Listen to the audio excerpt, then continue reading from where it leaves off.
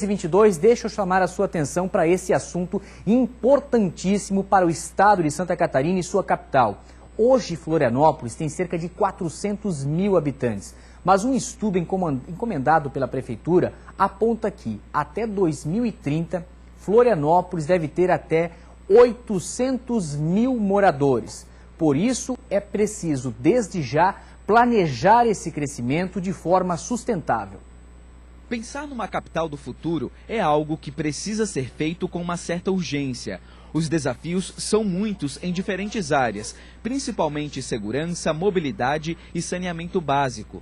Nesta segunda-feira, foi lançado o movimento Floripa Sustentável, um grupo formado por empreendedores, ONGs, entidades de classe e estudantes, criou um site para trocar ideias e achar soluções que Florianópolis precisa. A ideia do movimento é incluir quanto mais pessoas, mais instituições, mais organizações para o debate, melhor. Lançamos o movimento, lançamos uma campanha junto que faça as pessoas conhecerem isso e as convite para participar lá da plataforma que é o site. A plataforma online tem a proposta de atuar junto com a sociedade em 4 pilares de discussão: a preservação ambiental, o crescimento econômico, desenvolvimento social e planejamento urbano.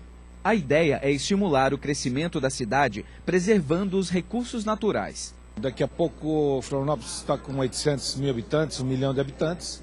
Tem uma série de situações que fazem com que a cidade não cresça como outras capitais brasileiras. Nós só vamos conseguir transformar a nossa cidade numa verdadeira cidade criativa, com bem-estar para todos, se a cidade toda estiver juntos. Então, nós precisamos aprender a pensar a cidade juntos e cada um fazer a sua parte. E justamente para ampliar a discussão desse tema tão importante, o planejamento da capital de Santa Catarina, que nós recebemos aqui no estúdio do nosso BG News, a presidente da Associação Floripa Amanhã, Anita Pires, que nós acabamos de ver nessa reportagem, e está ao vivo aqui conosco. Anita, seja muito bem-vinda, boa tarde. Por onde podemos começar esse planejamento? Eu vi que vocês fizeram uma divisão dos temas e de como Floripa deve se concentrar para abranger todo esse crescimento previsto, né? Ótimo. Em primeiro lugar, eu gostaria de agradecer a oportunidade, e falar da importância de que a imprensa faça esse tipo de divulgação, que mobilize a cidade e que a gente possa estar juntos pensando essa cidade do futuro. Quando você falou agora em 800 mil, na realidade esse trabalho que a Floripa Amanhã fez, que é o Floripa 2030, fala que em 2030 nós teremos circulando pela cidade, que não é só quem mora aqui ou quem vem para trabalhar, e todas as pessoas que entram e saem, em torno de 1.300.000 pessoas. Então, isso é uma coisa que exige do poder público e da sociedade atitudes muito firmes, porque a cidade está empobrecendo. Você acabou há pouco de falar dos barracos, das invasões, e a gente pode falar do número de pessoas que estão dormindo na rua, morando na rua. Ou seja, nós temos uma cidade que tem um potencial lindo, maravilhoso, que pode estar gerando eventos náuticos, pode ter marinas, pode ter um turismo forte, que gera empregos mais rapidamente, e o que a gente percebe é que a cidade não está conseguindo dar esse salto. O poder público no Brasil, não é só Florianópolis, não é só Santa Catarina, mas a gestão pública no Brasil nós sabemos que está falida, né? E o resultado está aí. A sociedade, ela não pode ficar em casa vendo televisão ou no bar bebendo cerveja e sentando a lenha. No governo, na prefeitura, enfim. Nós temos sim que dar um salto de qualidade. Esse salto de qualidade é assim, devemos criticar? Sim, mas participando. Se você não participa de nada e só critica, você não tem nenhuma razão para criticar. Então, esse movimento Floripa Sustentável é exatamente, diríamos assim, um levante das organizações sociais, associativas, empresariais, associações de moradores, universidades, para que a gente construa junto alternativas para enfrentamento dessa miséria que está acontecendo, e hoje eu estava lendo na revista Exame, Florianópolis, nos indicadores de qualidade de vida, era assim em segundo, terceiro lugar. Hoje nós estamos em quinto e sexto, atrás de outras cidades que se cuidaram, que preservaram o seu ambiente, mas que geraram desenvolvimento econômico, e essas coisas têm que nos preocupar. Nós temos que estar junto com o serviço público, com a prefeitura, com o governo do estado, mas a sociedade tem que fazer a sua parte. Então, deixar de criticar, participar da sua associação de moradores, participar do Conseg. Não adianta dizer, tem muita insegurança. Tem. Agora, você está no Conseg do seu bairro, você sabe o que é um Conseg? Né? Então, esse movimento visa mobilizar a cidade para que a cidade participe efetivamente no planejamento, na busca de alternativas, e que juntos com a prefeitura e com o governo do estado, Henrique, a gente possa estar fazendo a nossa parte. Não adianta a gente ficar sentado achando que o governo vai resolver, porque a gente já viu que o governo não consegue nem resolver o básico, né? Então, essa realidade de Florianópolis precisa de um enfrentamento. Amanhã, por exemplo, nós temos no gabinete do prefeito o lançamento de um projeto da Casan da questão do saneamento e da questão da beira-mar norte, das nossas águas todas contaminadas. Temos os problemas do lixo. A gente sequer faz a separação do lixo na cozinha da nossa casa. Geramos aquele lixo e deixamos que a CONCAP recolha, não queremos saber qual é o destino. Então, são essas coisas básicas da cidadania que nós temos que fazer a nossa parte. Anita, deixa eu tocar num ponto que você mencionou no começo do turismo, a questão do turismo náutico, e depois você citou o governo municipal, o governo estadual, e nós temos outra característica, que é justamente o governo federal, o patrimônio da União em Florianópolis. E o que eu tenho percebido ao longo do tempo é a chamada insegurança jurídica de empresários que querem investir, que querem fomentar essa indústria, que é a maior indústria do mundo, é o turismo, e nós temos todo esse patrimônio e nós não conseguimos uma segurança jurídica, uma legislação que explique o que pode, como fazer e onde fazer. E exemplos sobram. Nós temos agora o mais recente da ponte construída na Barra da Lagoa, que o Ministério Público Federal está pedindo a demolição. Que parece que é piada, né? É piada. Então, como a sociedade organizada pode fazer para cobrar do legislador, o deputado federal, o senador, para que ele possa dar essa segurança jurídica e Florianópolis possa crescer? Exato. Você levantou uma das questões mais sérias de Florianópolis. Nós mesmos da Floripa Amanhã, há uns 6 meses atrás, recebemos um grupo de investidores dos Emirados Árabes. Queriam fazer um grande investimento. Aí até perguntei, sim, vocês não têm interesse no aeroporto? Ele disse, não, nós temos, mas nós queremos fazer um investimento de largo alcance. Aí perguntaram uma porção de coisas e no final eles disseram o seguinte, e a segurança jurídica, o que é que vocês nos garantem? Eles vêm para investir, mas eles querem ter certeza de que o seu investimento, depois das devidas licenças, está garantido, o que não está acontecendo. Você deu o exemplo da ponte, que para mim é uma coisa bizarra, né? Esse pessoal que dita sentenças e que dá licenças, deixa a população e os investidores absolutamente perdidos. Por quê? A Fátima dá um parecer e dá um alvará. Aí vai lá o Patrimônio da União ou o Ministério Público caça. Aí o outro órgão lá vai lá e dá licença. O outro vai e caça. Sendo até que as portarias, as normas e as leis, elas não são discutidas em conjunto. Cada um tem uma norma diferente. E nós, da população, ou os investidores, ou os moradores, que não entendemos juridicamente dessas coisas, e quando nos deparamos, cada um tem uma indicação diferente, então realmente nós, em termos da situação jurídica, da insegurança jurídica, é muito forte. Nós constituímos, então, o que a gente está fazendo, que você perguntou muito bem.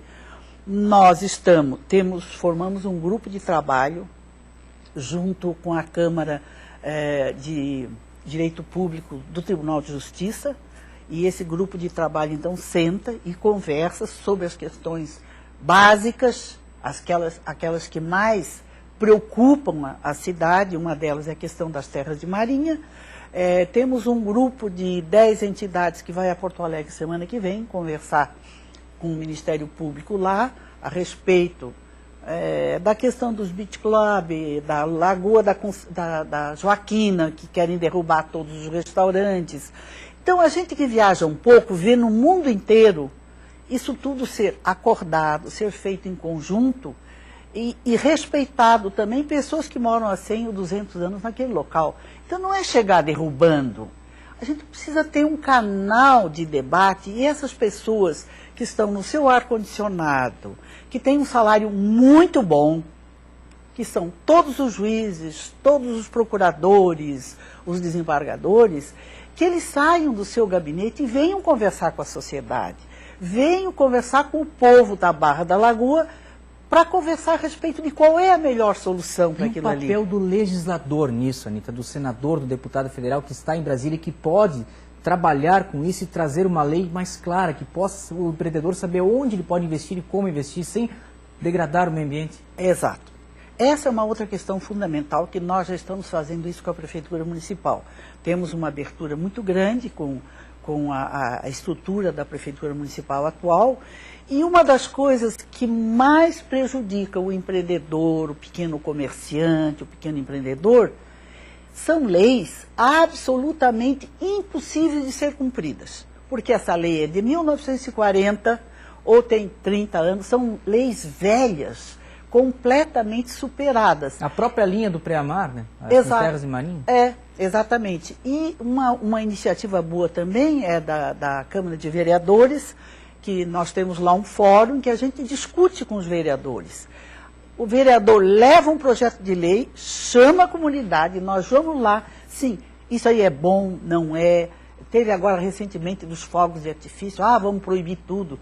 Não é assim que a coisa funciona. Então, eles estão sendo bastante abertos, e um dos grandes desafios que a gente fez numa oficina sobre gestão pública há 1 mês e meio atrás é essa. Nós temos que modernizar as leis. Os nossos legisladores têm que ser mais conscientes, mais atualizados, mais preparados, para que construam leis que permitam que a sociedade possa empreender, possa ter sustentabilidade, que o meio ambiente seja preservado, mas não desse jeito. Cada um faz uma lei diferente, a Câmara Federal faz uma, o Senado outra, aqui a Assembleia Legislativa mais uma, e a Câmara de Vereadores é outra. E nós, cidadãos aqui da planície, ficamos perdidos, porque não há, na realidade, Henrique, um diálogo do gestor público, dos legisladores com a sociedade. Eles não conversam conosco. Agora, recentemente, nós tivemos um problema sério com os restaurantes e os pescadores artesanais. O pescador pesca lá na Barra da Lagoa, o seu peixe é obrigado a trazer para um entreposto na cidade, para depois pegar o CIF, para depois poder vender para o restaurante. Quando o peixe chegar no restaurante, ele já está estragado, não é mais o mesmo. Então, a legislação do pescador artesanal não pode ser a mesma da indústria da pesca. Então, estamos trabalhando isso tudo, mas é por isso que esse movimento vem numa hora muito interessante. E uma outra coisa bastante positiva que a gente percebe na cidade é que há uma efervescência. Finalmente, empresários e pessoas estão descobrindo que não adianta mais ficar sentado, que nós temos que estar juntos, temos que construir pactos, alianças para mudar a cidade, para mudar o país. Só ficar criticando não resolve. Então, nesse ponto, eu poderia dizer assim, com bastante segurança para você, Zanotto, que realmente a gente percebe empresários que não participavam, agora estão vendo que precisam de apoio, que precisam resolver os problemas da sua empresa, mas também os problemas dos seus trabalhadores, e que ninguém é rico numa cidade pobre. E todos nós temos que construir essa cidade. Anita, deixa eu pedir por gentileza mostrar aqui para a nossa câmera justamente esse trabalho aqui do Floripa 2030, sustentável, e que você possa passar mais informações de como que o nosso telespectador pode colaborar ou ter mais informações dessa pesquisa, desse estudo que vocês estão fazendo. do Floripa Sustentável, como pode fazer? Existe o site do Floripa Sustentável e existe o site da Floripa Amanhã, e esses materiais todos estão nesses sites. O da Floripa Amanhã é floripa.org, é uma organização não governamental, e no site do Floripa Sustentável nós estamos armazenando trabalhos, pesquisas, sugestões, e você então que está nos escutando, acesse esses sites, vá na sua associação de moradores, procure o Floripa Sustentável, se associe a esse grande movimento, a essa grande rede, para que Florianópolis, que tem um potencial incrível para ser uma das melhores cidades do mundo, está vivendo problemas de empobrecimento e de sobrevivência que compromete o bem-estar social das pessoas que aqui vivem, né? Bonita, deixa eu fazer só mais um questionamento. Nesse Floripa 2030, existe também uma projeção das possíveis áreas que podem sofrer com alagamentos, com isso que nós estamos vivendo, com essa erosão costeira, com o nível do mar subindo? Aqui em Florianópolis nós temos, por exemplo, o Rio Tavares, temos outras regiões, Praia da Daniela. Aparece isso nesse estudo também? Não, porque esse estudo ele não é tão recente. Tá. Mas ele tem as estratégias de enfrentamento dessa questão e temos outros estudos que vocês vão encontrar no site da Floripa Amanhã sobre essas questões, desde oficinas de desenho urbano, o Florianópolis de frente para o mar, enfim, temos coisas assim ricas. E as universidades, uma outra coisa que eu queria levantar, né, Henrique, nós temos aqui diversas universidades. Essas universidades precisam produzir conhecimento não para dentro do muro da universidade. Essas universidades têm que produzir, pesquisar e produzir conhecimento para a sociedade. Senão não tem sentido ficar fechado, né? Então a gente já percebe de algumas universidades essa preocupação. Por exemplo, Floripa Amanhã tem 4 universidades que participam desses estudos, participaram desse aí. E no Floripa Sustentável nós estaremos conversando com as universidades também. Então tem que ser um grande levante para que a gente realmente consiga superar enquanto é tempo, porque daqui a pouco nós vamos ser um Rio de Janeiro. Do jeito que as coisas estão indo, daqui a pouco tivemos um assalto ontem. 5 casos em 2 anos igual esse. Exato. Então, gente, isso depende de cada um de nós. Adoção de praças, cuidar da sua rua, plantar uma árvore, separar o lixo. Enfim, são pequenas ações que, se todo mundo fizer, elas se tornam um novo momento. Agora, o que a gente precisa, fundamentalmente, é viver a cidadania. Nós não temos cultura de cidadania. O empresário só enxerga o seu negócio, a gente só enxerga a nossa casa.